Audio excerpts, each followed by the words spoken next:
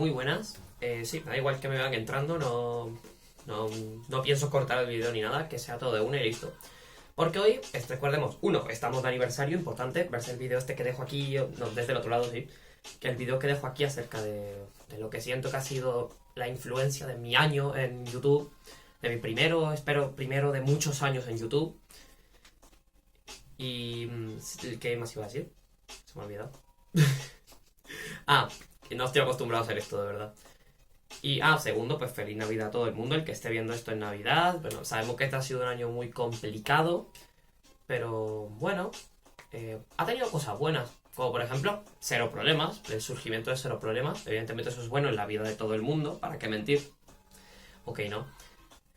Y bueno, pues hoy quería hacer un vídeo diferente, porque, como había dicho, esta semana vamos a tener 3 sorpresas. La primera es esto que estoy haciendo hoy, totalmente diferente, que va a ser un vídeo que donde no voy a usar la pizarra, solamente voy a hablar, que nos vamos a poner aquí como oyes, de fondo, música sin copyright para que YouTube no me vuelva a desmonetizar el vídeo. En caso de que algún día este canal monetice, YouTube, por favor, no me desmonetices el vídeo. Pero bueno, que lo importante es lo que estoy diciendo, así que yo no quiero que se me caiga un vídeo por culpa de una canción de 20 segundos. Así que he puesto música sin copyright y ya está. Para ser más amena la conversación, ¿no? Porque ya se verá qué se hace.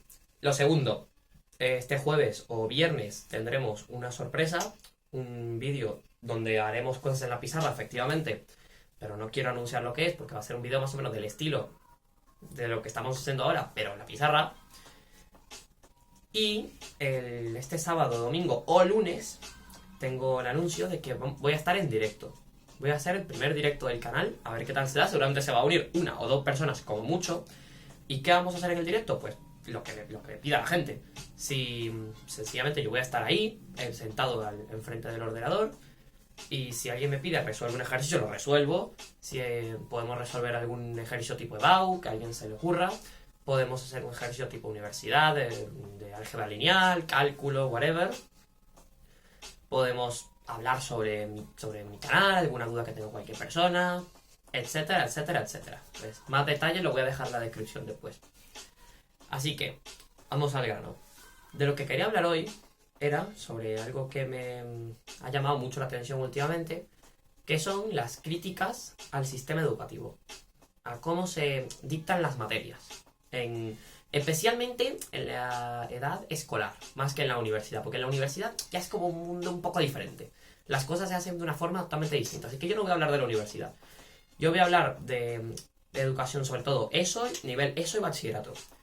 Desde mi perspectiva, yo diría que tengo una perspectiva un poquito más privilegiada que otras personas porque he tenido el lujo, entre comillas, de pasar por 2 sistemas educativos de 2 países diferentes, de 2 continentes diferentes. Porque he estado en el sistema educativo venezolano y en el sistema educativo español. Y creo que es suficiente tiempo para poder decir, oye, este problema es del sistema español o este problema del sistema general. Porque ya cuando has pasado por 2 sistemas diferentes y ves que tienen lo mismo, ya puedes empezar a detectar un patrón. Y ese patrón sí lo he visto, la verdad. Pero ¿qué es lo que ocurre? Yo creo que el sistema educativo no se puede tildar como una sola cosa. Porque desde la propia definición de sistema, un sistema es un conjunto formado por muchas partes que trabajan en consonancia. Así que yo creo que a usar un adjetivo tan laxo como bien o está mal, o decir es una mierda, es no sé qué, es muy bueno, es muy malo, yo creo que es excesivamente vago para decir, porque hay que hacer un análisis global de todo lo que está pasando. Y yo creo que, mi opinión, hay que hacer una división muy clara. Organización, es decir, las autoridades competentes, profesores y alumnos, ¿vale?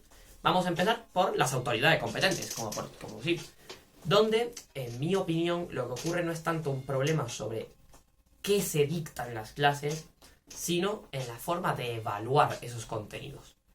Porque al final y al cabo, lo que te hace pasar una materia, lo que te hace pasar de año, es la evaluación. Entonces, recordemos que lo que parece es que ahora todo se va a hacer en función de esa evaluación. Entonces, quiero poner algunos ejemplos muy sueltos, sobre todo del bachillerato. Tipo, lengua y literatura. Por ejemplo, ¿qué ocurre con lengua y literatura? En mi opinión, está bien que se den los contenidos que se dan.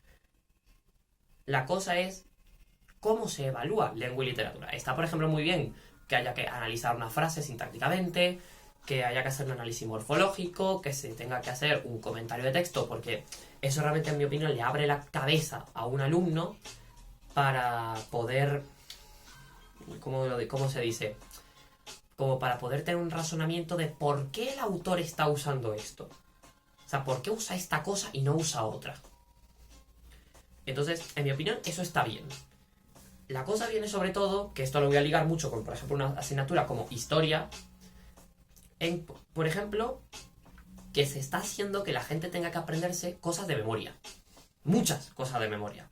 Y es verdad, la memorización es una habilidad que todos tenemos, y es una habilidad que es fundamental para nuestra vida, porque hay cosas que hay que memorizar efectivamente. O sea, si no tienes memoria, pues te va a olvidar todo lo de tu vida cada 5 segundos. Entonces, oye, está bien. Pero no creo que sea el eje según lo que tiene que girar todo lo demás. ¿Por qué? Porque estamos en una era en la cual ya todo está disponible en libros, ya todo está disponible en internet. ¿Y qué es lo que no está disponible en internet? El análisis. Eso es lo que no puede hacer una máquina. Eso es lo que no puedes buscar en Google. El análisis. Eso yo creo que es lo que hay que fomentar en un alumno. El análisis y el pensamiento crítico, sobre todo. Por ejemplo, en literatura, en historia de España, ¿el alumno tú crees que realmente está aprendiendo algo? O sea, puede que lo esté, pero puede que no. Si lo haces escupir 50 líneas o 60 líneas o las que sean líneas de la generación del 27. La generación del 27 fue un periodo en el cual bla bla bla bla bla bla bla bla bla bla bla bla bla. Características, 2 puntos. Durante no sé qué, tenían una fuerte imaginación de no sé qué mierda. Lo que sea, sí. Que ahora mismo la generación del 27 se me ha olvidado completamente. Imagínate, a mí se me ha olvidado completamente la generación del 27. Porque me la tuve que aprender como un conjunto vacío de características, formas y nombres de autores. Entonces yo creo que ese no es el camino. ¿Por qué? Porque eso lo puedes buscar en internet. Características de la generación del 27. Y te va a salir características, 2 puntos. Pa. Entonces, ¿qué le estás otorgando al alumno que ya no pueda encontrar en una búsqueda de 20 segundos? Lo que puedes hacer es, en clase, por ejemplo, se pueden leer textos de autores de esa época. Comentar esos textos de... ¿Ves esta característica dónde sale? ¿Ves que en esta parte se habla de no sé qué? Y he visto que en algunos institutos algunos profesores lo hacen. Entonces me parece que está habiendo un avance en ese estilo. En Historia de España pasaba de lo mismo. Por ejemplo, historia universal, historia de España, historia de lo que sea, cualquier tipo de historia o filosofía también podría aplicar esto mismo. Debería fomentarse un poquito más el pensamiento, el análisis de los textos. Cosa que se está haciendo. En mi opinión, los comentarios de texto son lo mejor que puede haber para una clase de historia. El comentario de fotos, sobre todo, son espectaculares. Sobre de por qué esta foto es relevante. ¿Qué pasó aquí? O sea, te pones una foto de alguien, no sé qué, una caricatura del siglo XIX de... ¿Por qué esto debería dar risa? O sea, pues que esto se hizo con el objetivo de qué. O sea, se está burlando de algo. ¿De qué se está burlando? Porque evidentemente así haces que el alumno tenga interiorizada la teoría igualmente, porque la teoría es importante, o sea, la historia es la que es y punto. Pero lo que está haciendo el alumno es aplicar esa teoría, no es sencillamente aprendérselo como un guión, como una lista de la compra y escupirlo en un examen.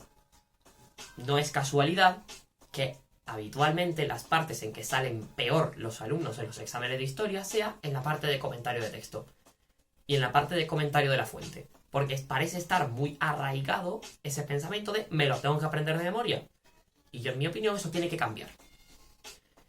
Evidentemente, todos los que hayamos... Porque me estoy metiendo en materias teóricas, en materias que no son mi especialidad ni nada por el estilo. Por ahora voy a entrar en la parte que me interesa.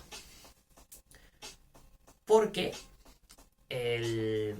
si alguien hubiera visto el vídeo de mi canal, el vídeo de presentación, el objetivo con el que yo empecé este canal fue por una profunda, no digamos rabia, sino como una desazón que sentía en mis adentros, por ver que la gente limitaba la matemática, la física, la química a algo como aprenderse 4 fórmulas, que ni se sabe de dónde vienen, que ni se sabe por qué es esa y no otra. O sea, que que ni se sabe lo que se está haciendo realmente con eso, cuál es el significado de eso. Ejemplo, las matrices. Tuve que llegar a la universidad para enterarme que las matrices no son simplemente 40 números, 20 números, 9 números ordenados con un paréntesis de una forma aleatoria. ¿Por qué? Porque a mí me ha dado la gana de poner esa matriz, sino que es una transformación en el espacio, sino que es algo que sirve para algo. Básicamente, o sea, que no es un conjunto de números que están puestos ahí por capricho. Ni la derivada es sencillamente una cuenta que hay que hacer, que hay que bajarle el exponente porque hay que bajarlo. Entonces ese es el problema, principalmente. Que el sistema educativo, que digo que no debería considerarse como una cosa, pero las autoridades competentes deberían ver este tipo de fallas. De cómo hacemos para crear un sistema de evaluación que no premie la memorización, sino que premie la aplicación del conocimiento para situaciones prácticas. Aunque así sea una materia teórica, se puede hacer perfectamente. Y ya, en mi opinión, se está haciendo. O sea, se está empezando a hacer un pequeño cambio. Lento, pero se está haciendo. Uy, Dios mío. Lento, pero se está haciendo. Entonces, ¿qué es lo que está ocurriendo con el resto? Si estoy divagando mucho es porque estoy hablando así sin guión, sin haberme preparado nada de lo que iba a decir. Pero bueno, así funciona este canal, así que yo no voy a cambiar. Yo voy a seguir hablando. ¿Que me trabo 50 veces? Pues me trabaré 50 veces, no hay ningún tipo de problema. ¿Que me sale un vídeo de 50 minutos? Pues me saldrá de 50 minutos. ¿Que lo tengo que cortar porque me quedo sin almacenamiento? Pues a lo mejor también. Pero ya se verá. Entonces, por donde iba. Las autoridades competentes, o sea, llámese ministerios, jefatura de gobierno, etcétera, etcétera, etcétera. No sé ni cómo funciona esta gente aquí, pero déjame ver si me he quedado sin almacenamiento. No, por ahora vamos bien. Entonces, las autoridades competentes en este sistema deberían tratar de tener una conexión un poquito más amplia con los alumnos o con los profesores. Es decir, que no sean solamente ellos los que tengan que decidir. Que decir, oye, ¿qué piensas tú que necesita la asignatura? ¿Qué piensas tú que necesita esto? ¿Esto se puede eliminar? ¿Esto es realmente necesario que el alumno lo aprenda? ¿Esto es realmente necesario que se sepa? ¿Esto es realmente necesario que se ponga como un textaco entero y no como una aplicación? Ejemplo, para mí, se podría perfectamente poner un examen de literatura que sea un texto, que no te digan de quién es, y digan, léete el texto y dime, según algunas características que veas, de qué vas a tener argumenta de qué época puede ser esto, basándote en lo que has leído. Y evidentemente eso en clase tiene que haberse leído. Tienen que haberse leído textos, tienen que haberse hecho prácticas acerca de buscar elementos en textos. ¿Por qué? ¿Porque eso te va a hacer un máster de la literatura? Pues no, probablemente no. Pero te vas a hacer sacar un pensamiento analítico, un pensamiento creativo. Es decir, mira, ¿y si agarro esto y digo, oye, esto lo voy a relacionar con esto otro? Porque mucha gente también piensa que, por ejemplo, ligándolo con materias como matemática, física o lo que sea, son cosas totalmente lógicas, cerradas y no son creativas. Pues todo lo contrario. La matemática tiene un carácter de creatividad muy grande. Pero lo que pasa es que eso en la matemática del instituto no se está sacando. Ejemplo, yo tuve que llegar a la universidad para que me aparecieran ejercicios de matemática tipo pruébame que esto es así. ¿Qué está fallando? Ejemplo, si una función es tantas veces diferenciable, prueba que esto es así. Entonces tienes que decir, vale, tengo que esta función es diferenciable. ¿Qué me está queriendo decir eso? ¿Qué me quiere decir esto otro? Entonces, de esto, ¿qué puedo concluir? Que eso es mucha parte del método científico también. Entonces me parecería bien que eso se llevara un poco más atrás. Que evidentemente no con problemas tan complicados, porque todo se puede complicar, todo se puede simplificar, evidentemente. Pero quiero que se lleve todo algo más hacia atrás. Ejemplo, para mí en matemáticas falta pregunta teórica. En un examen de matemáticas siempre tendría que haber una que otra pregunta teórica.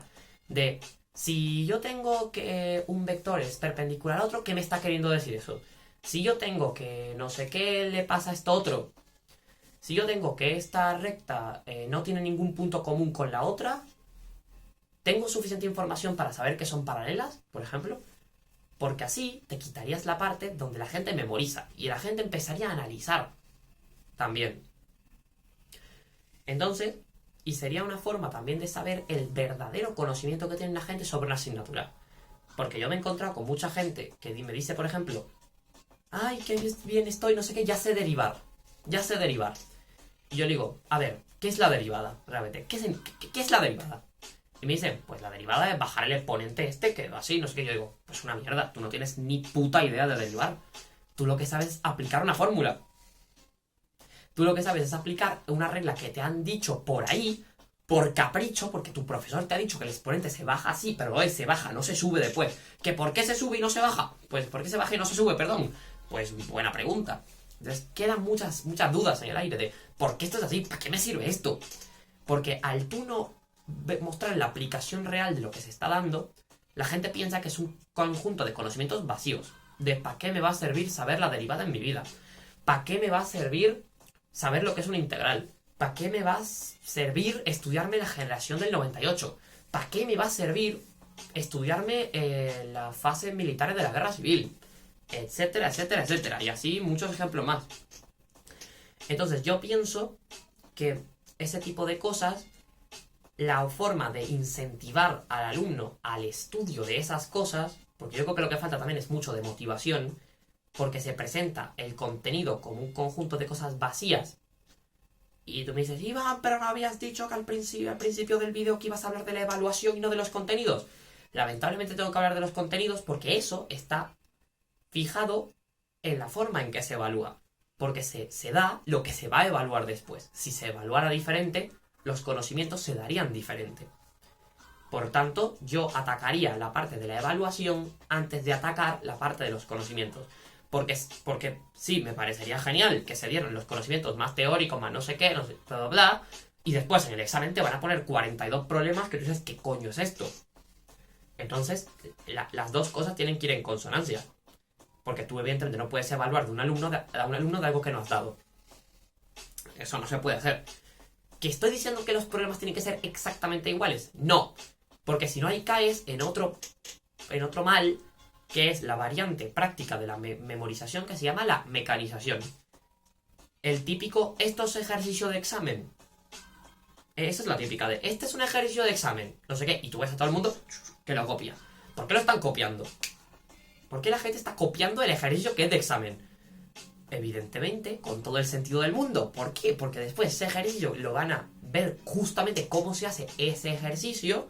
No, en este ha hecho el producto vectorial de esto con esto, taca, taca, taca, taca, taca, y luego llega el resultado. Y ese resultado lo tiene que dividir entre no sé qué. ¿Pero por qué lo tiene que dividir? Pues ni puta idea, pero hay que dividirlo. Y en el examen le va a aparecer un ejercicio casi igual a ese y lo va a poder hacer. O bien, en el ejercicio va a haber un sutil cambio, una sutil vuelta de tuerca, como me decía un profesor de matemática que quiero mucho, que no sé si me está escuchando ahora mismo, que se llama Williams Viloria, de que el Cristo Rey, que decía que eso era el mismo ponqué con otro glaseado diferente. O sea, la misma Magdalena, pero con otro topping.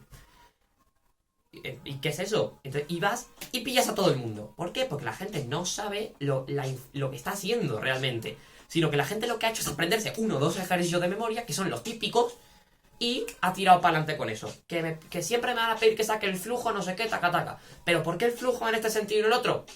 Pues no sé, no me lo han enseñado. Entonces ahí está la falla. Que creo que hay esperanza. Yo tengo esperanza que cambie, porque en mi opinión ya se están empezando a ver ciertos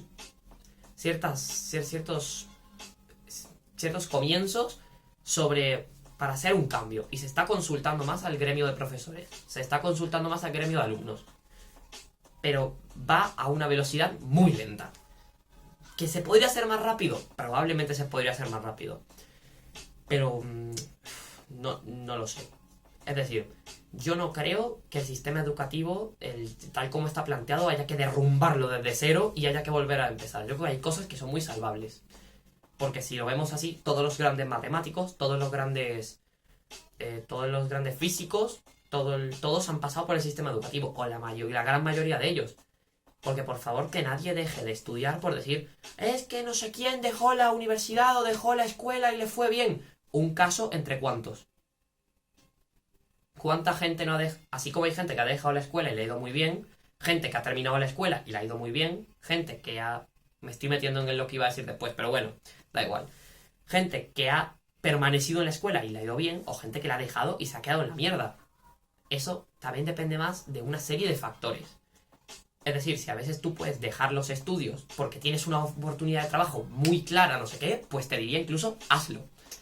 Pero si no, es que depende mucho de la situación específica que tenga cada persona. No puedes juzgar porque una persona o dos se hayan ido de la escuela y les haya ido bien para decir que es que la escuela no sirve.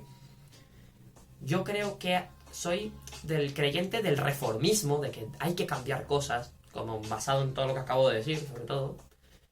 Mi resumen seguramente no será el mejor, pero bueno, aquí estamos. Yo estoy hablando como si estuviera hablando con alguien realmente. Solo que tengo mi teléfono móvil ahí enfrente grabándome, pero y no tengo una persona. Y tengo un musicote aquí con Homero Simpson de fondo, pero yo qué sé. Segundo punto. Los profesores. Estoy viendo que hay mucho profesor, por decirlo así, sin alma. Así como... O sea, que gente que no le interesa que los alumnos aprendan. Entonces, claro, tú ponte a sumar los bloquecitos de la escalera. Si ya tenemos que todo está podrido, por decirlo así de alguna forma, desde la base, o sea, el contenido podría mejorarse, el contenido no es suficientemente motivador y suficientemente interactivo. Un momento, tengo que ver la cámara otra vez. Bien. Si el contenido no es lo suficientemente interactivo, el contenido no es lo suficientemente atractivo para el alumno, para motivarle a estudiar, imagínate si a eso ahora le sumamos un profesor que no tiene ganas de enseñar. Imagínate qué pasa con eso. Los profesores, yo no sé qué hace que un profesor sea como es, porque yo no puedo meterme en la mente de cada persona. A lo mejor esa persona está pasando por una situación que tú desconoces, evidentemente. Pero yo creo que a los profesores también habría que incentivarlo de una forma más grande. ¿Por qué? Porque a los profesores se les paga muy mal. A los profesores no se les dan suficientes ventajas. Siempre los profesores son las víctimas. Es decir, porque los profesores no son los culpables a veces. A veces los profesores simplemente son víctimas del sistema. Es decir, son víctimas de que, por ejemplo, un curso de segundo de bachillerato se haya puesto en 7 meses no sé qué cuánto contenido y tienen que ir corriendo. Entonces, a veces no es culpa de ellos, pero hay veces que sí. Hay veces que un profesor, que tú dices, ¿qué coño haces aquí? Hay veces que te encuentras a profesores que tú dices, o sea, sí, que te vienen a leer diapositivas y tú dices, ¿sabes? Mándamelas y ya las leo.